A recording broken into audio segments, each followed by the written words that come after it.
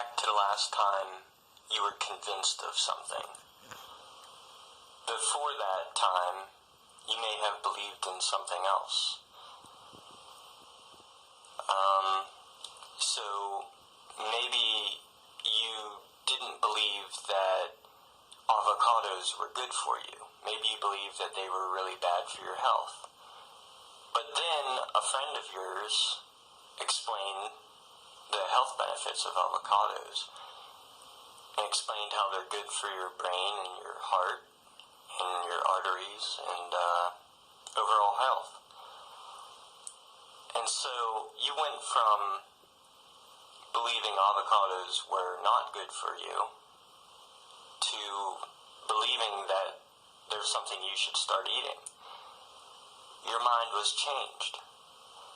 Now, you might be thinking about some other topic or whatever your mind was changed about.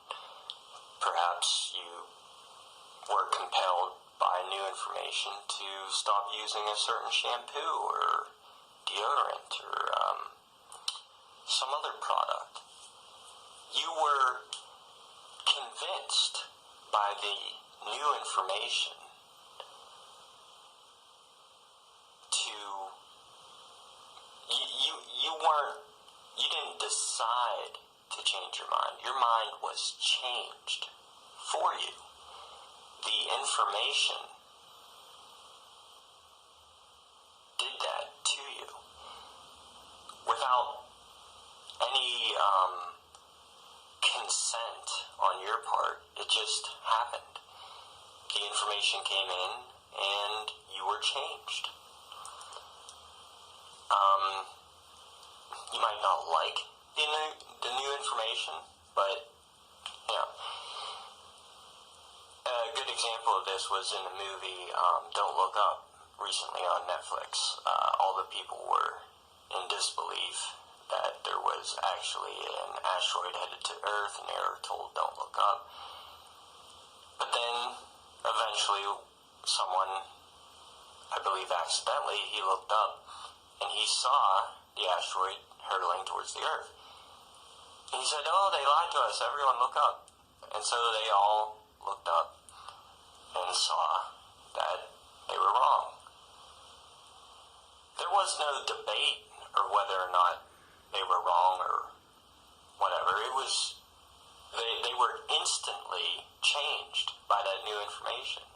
And that's how that works. And this is something that, like PragerU with their new Why I'm No Longer an Atheist video and all these other, this is very common in the Christian community, is that they just say, "Oh, you got to choose to believe.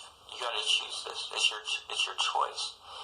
No, it doesn't work that way. You have to provide us with the information that will change our minds.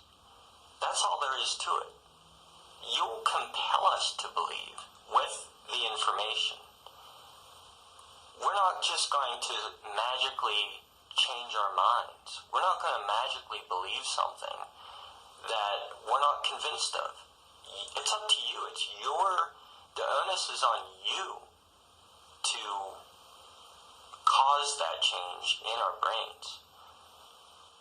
Don't just say, "Oh, I read the Bible and, I'm debating whether or not I'm going to believe it or not. I'm still thinking about that." No, if you read the Bible, it's going to have an effect on you one way or the other. You're going to walk away from that instantly changed as a believer or a non-believer, or you're going to remain agnostic, and I don't know. It's not a choice. You don't choose to believe in things. You just you're compelled by experiences and new information, whatever form that new information takes, whether it be new experiences or data or reading something or hearing audio. So there's so many people, especially in a PragerU community, that they seem to get frustrated with people not agreeing with them and on this whole God thing. And it's just, and there's people in the atheist community as well that fall for this. They're just they can't see that they're your intellectual opponent isn't being a jerk. They just simply are not. They're honestly not convinced, and that's all there is to it. They're not playing games. They're just. You have failed at convincing them, and it is up to you to convince them.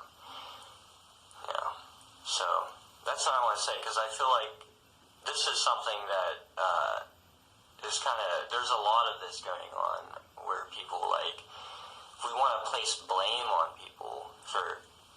We want to make them accountable for not being convinced of what we believe is true. So, no, you're the one who's, it's your responsibility if you desire to change someone's mind, and it's your responsibility to do that. Thanks. I apologize for the sound in the background. That's my radiators, or old boiler radiators, and that is what that banging sound was, the metal. Thanks for listening.